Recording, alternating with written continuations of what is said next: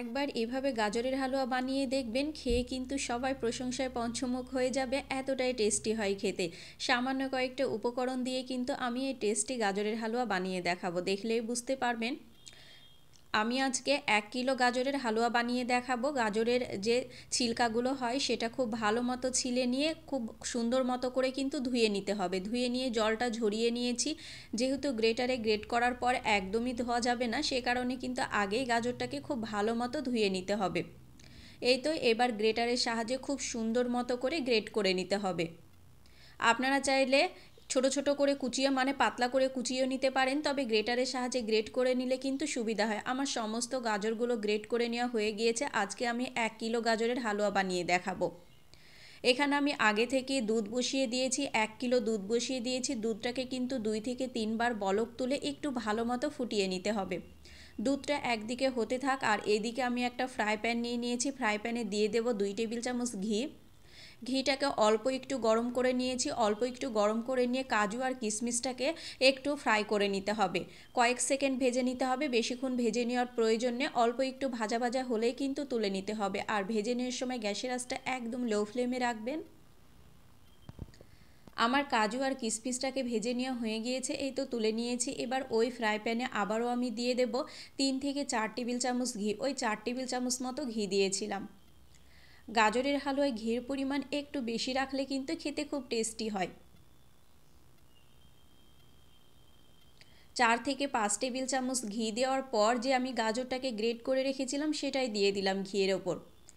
এবার দিয়ে দেব 1 টেবিল চামচ লবণ, মানে ওই হাফ 1 টেবিল চামচ মতো লবণ দিয়েছিলাম। এবার গ্যাসের আঁচটা হাই ফ্লেম করে দিয়ে 2 থেকে 3 মিনিট খুব সুন্দর মতো নেড়েচেড়ে নিতে হবে। লবণটা আগে দেওয়ার কারণে কিন্তু গাজরটা অল্প একটু নরম হয়ে যায়। আর এই গাজরের হালুয়ায় কিন্তু এক্সট্রা কোনো জল দেওয়ার প্রয়োজন নেই। গ্যাসের আঁচটা হাই ফ্লেম করে দিয়ে আমি 2-3 মিনিট খুব সুন্দর মতো নেড়েচেড়ে নিয়েছিলাম।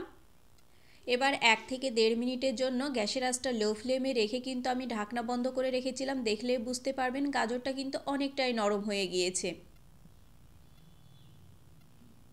এবার দিয়ে দেব পরিমাণ মতো মিষ্টি, মানে চিনি। আপনারা যদি বেশি মিষ্টি খেতে চান তাহলে চিনির পরিমাণটা বাড়িয়ে দিতে পারেন। আমি 2 কাপ মতো দিয়েছিলাম, মানে 1 কিলো গাজরের জন্য 2 কাপ চিনি একদম পারফেক্ট ছিল। চিনিটাকে খুব সুন্দর মতো করে মিশিয়ে নিতে হবে। আর চিনিটা মেশানোর সময় গ্যাসের আঁচটা অবশ্যই হাই ফ্লেমে রাখবেন। এবার চিনি থেকে যে জলটা বেরোবে সেই জলটা দিয়ে কিন্তু গাজরটা অনেকটাই নরম হয়ে যাবে। আস্তে আস্তে কিন্তু চিনি থেকে অনেকটাই জল বেরোতে লাগবে, আপনারা দেখলে বুঝতে পারবেন। দেখুন অনেকটাই কিন্তু জল বেরিয়ে গেছে। এবার গ্যাসের আঁচটা মিডিয়াম ফ্লেমে রেখে কিন্তু আমি কিছুক্ষণ ঢাকনা বন্ধ করে রেখে দিয়েছিলাম। 5 থেকে 6 মিনিটের জন্য আমি ঢাকনা বন্ধ করে রেখে দেব। 5 থেকে 6 মিনিট পর দেখুন অনেকটাই কিন্তু জলটা টেনে এসেছে, আর গাজরটাও কিন্তু অনেকটাই নরম হয়ে এসেছে। এবার যে আমি দুধটা আগে থেকে জাল বসিয়েছিলাম সেটার অর্ধেকটা দুধ দেব, পুরোটা দুধ দেব না, বাকিটা দুধ আমি মালাই করে নেব। বাকিটা দুধ কিন্তু আমি গ্যাসের চুলায় বসিয়ে মালাই বসিয়ে দিলাম, আর অর্ধেকটা দুধ দিয়ে এবার গাজরটাকে রেডি করে নেব। দুধটাকে খুব ভালো মতো ফুটিয়ে নিতে হবে গাজরের সঙ্গে। আর এই পর্যায়ে কিন্তু আপনাদের ঢেকে দেওয়ার প্রয়োজন নেই, যেহেতু গাজরটা কিন্তু অনেকটাই নরম হয়ে এসেছে, আর দুধের সঙ্গে ফুটিয়ে নিলে পুরোটাই সেদ্ধ হয়ে যাবে। এবার অনবরত মাঝে মাঝে নেড়ে দিতে হবে, আর গ্যাসের আঁচটা আপনারা কিন্তু মিডিয়াম টু হাই ফ্লেমে রাখবেন। এই পর্যায়ে দিয়ে দেব অনেকটাই যখন কমে আসবে এলাচের গুঁড়ো। এলাচটাকে কিন্তু আমি বাড়িতেই গুঁড়ো করে নিয়েছি। শুকনো তালায় এলাচটাকে একটু টেলে নিয়ে কিন্তু গুঁড়ো করলে সুন্দর মতো গুঁড়ো হয়ে যায়। খুব ভালো মতো মিশিয়ে নেব। এবার গ্যাসের আঁচটা হাই ফ্লেম করে দিয়ে কিন্তু দুধটাকে একদম টানিয়ে নিতে হবে, মানে একটু শুকনো শুকনো করে নিতে হবে। দেখুন দুধটা কিন্তু অনেকটাই টানিয়ে নিয়েছে আর একটু শুকনো শুকনো হয়ে এসেছে। এরকমভাবে একবার হলেও গাজরের হালুয়া বানাবেন, বাড়ির সবাই খেয়ে কিন্তু খুব প্রশংসা করবে, নেক্সট টাইম বানানোর আবার বায়না করবে।